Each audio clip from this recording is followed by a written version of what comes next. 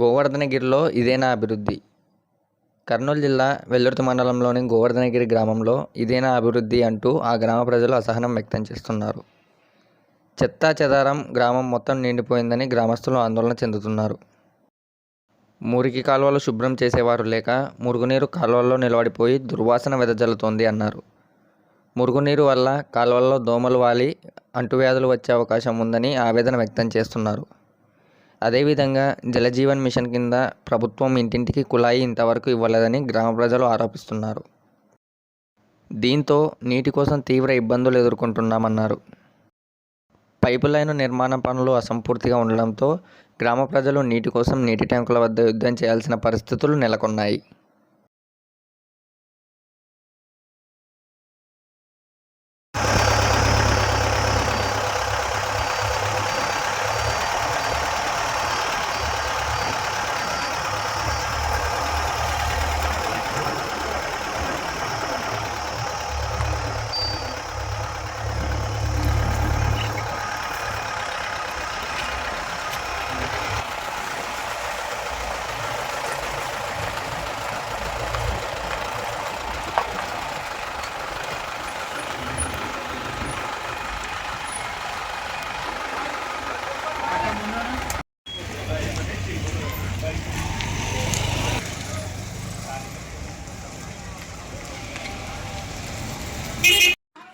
మా ఊరే కదా గోవర్ధనగిరి.